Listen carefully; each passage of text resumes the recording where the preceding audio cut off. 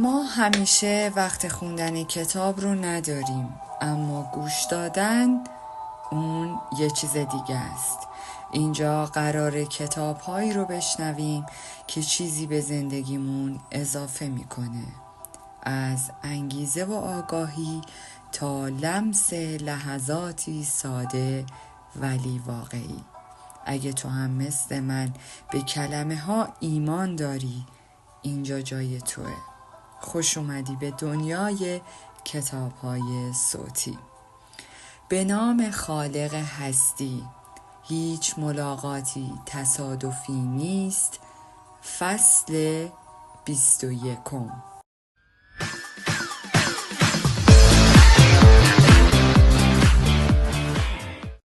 تمام این اعتبار و مقام که به آن فخر می فروشی رویایی بیش نیست. یک روز شمس برای اینکه می‌خواست به مولانا نشان دهد مقام، اعتبار و احترام و اینکه در حق مردم فکرهای خوب کردن چقدر میتواند فریبنده باشد، مولانا را مجبور به کاری کرد. از مولانا خواست که برای خودش شراب بخرد. در آن زمان در محله هریستان قونیه میشد شراب خرید. شمس یک بطری شراب از مولانا خواست و از او خواست تا در شلوغ‌ترین زمان ممکن به آنجا برود. مولانا گفت: چطور ممکن است انسان‌ها در مورد من چه فکری می‌کنند؟ سالهاست در اینجا موعظه می‌کنم، از مضرات مشروبات به آنها می‌گویم. در مقابل چشم همه چطور میتوانم به شراب فروشی بروم؟ آن بطری را چطور بخرم؟ هر قدر هم که مقاومت میکرد، باز هم علاقه و احترام او به شمس سنگینی میکرد. نهایتاً به سمت محله هریستان به راه افتاد. وقتی یکی از مردم متوجه رفتن او به سوی آن محله شد، او را دنبال کرد.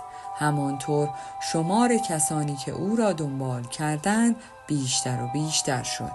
اینکه مولانا بطری شرابی با خودش حمل می کند بر سر زبان همه افتاد، اما باز هیچ کس باورش نمی شد. نزدیک مسجد بود که یک باره کسی که مولانا را رقیبی برای خود می دید جلوی راه او را می گیرد. برای اینکه مردم صدایش را بشنوند شروع به صحبت با صدایی بلند می کند. ای جماعت مسلمان، کسی که برایتان موعظه می خواند و نمازخوان بود و او را مولانا می خواندید، کمی قبل به یک میخانه رفته و شراب خریده است و در حالی که بطری شراب را زیر لباسش پنهان کرده است به خانه باز می گردد. آن مرد وقیح عبای مولانا را از تنش می کشد.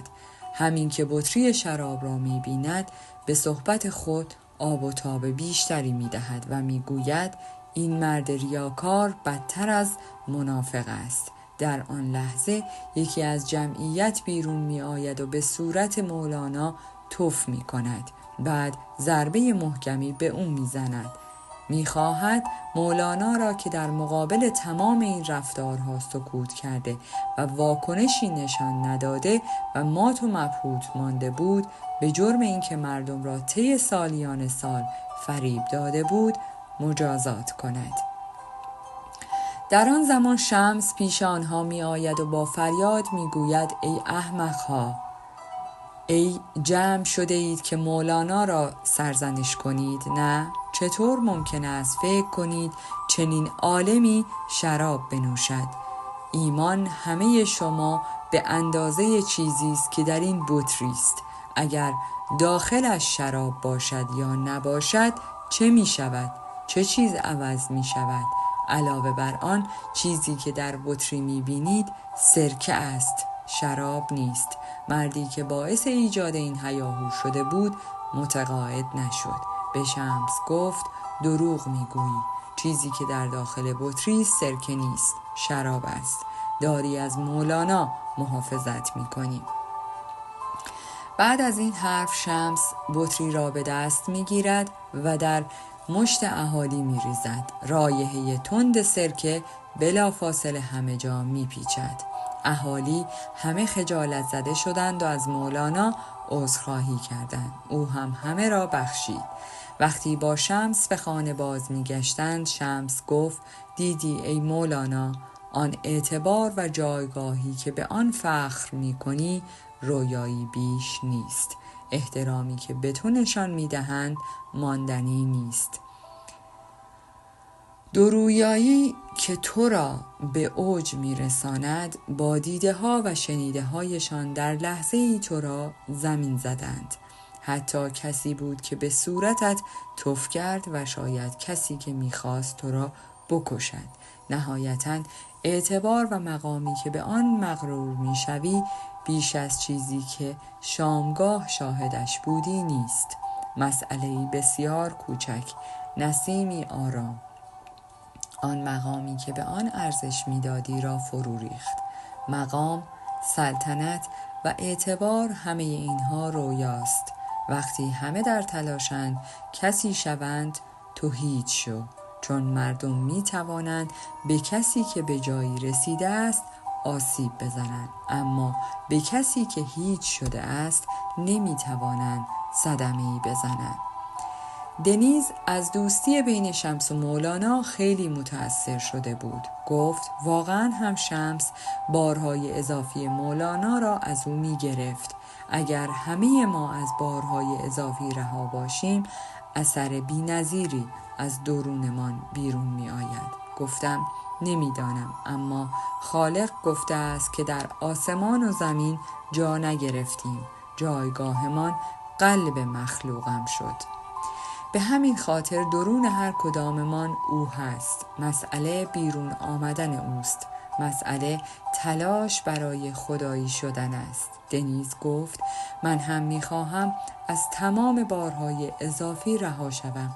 گاهی احساس خستگی میکنم. شاید علتش حمل کردن این بارهای اضافی باشد.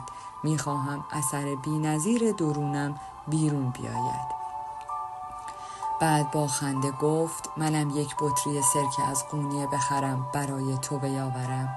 گفتم آزمون تو این نیست، آن آزمون مولانا بود. تو فقط بخواه تا به کمال برسی. همین کافی است. البته که آزمون ها سراغت خواهند آمد. در چشم برهم زدنی به قونیه رسیدیم. آن روز هوا آفتابی اما کمی خنک بود. چشمه‌ای پیدا کردیم و یک دل سیر آب نوشیدیم. بعد شروع به قدم زدن به سوی مقبره مولانا کردیم. آن روز خیلی شلوغ بود، پر از توریست بود، اما باز حالمان خوب بود. با دنیز به دور از عجله مقبره مولانا را گشتیم. در کنار مسجد ایستادیم و کلی دعا کردیم. آن لحظه به این فکر افتادیم که کاش نیم را به دست بگیرم و در آن بدمم. خب دعا کردن که فقط دستها را به سوی آسمان گشودن نیست و در دل هر کاری که با تمام وجود انجام می دهیم یک دعا و نوعی شکرگزاری نهفته است. دعا کردم که در مقبره مولانا بتوانم نی بنوازم. از ته قلبم دعا کردم. حالا که فرصتش شده است این را هم بگویم که سالها بعد در سال 2019 در ماه اکیم برای ضبط یک مستند به قونیه رفتم. یک تهیه کننده بنگلادشی و کارگردانی اهل قبرس من را در استانبول پیدا کردند و من به سفری جدید رفتم. شب پس از اینکه موزه مولانا بسته شد به من اجازه ورود داده شد و فرصت پیدا کردم در این مکان مقدس که روزانه میزبان هزاران گردشگر است به تنهایی نی بنوازم. ویدیوی ضبط شده در آن شب را در حساب کاربری سایتم به اشتراک گذاشتم. تجربه بی‌نظیر بود. بیشک این اتفاق پاسخ دعای آن روزم بود. در پایان از شما دوستان عزیزم می‌خواهم برای حمایت بیشتر ما کانال ما را به دوستان خود معرفی کنید. برای انرژی بیشتر ما رو لایک کنید و برای ادامه پرقدرت‌تر سابسکرایب. تا درودی دیگر، درود و 200 بدرود.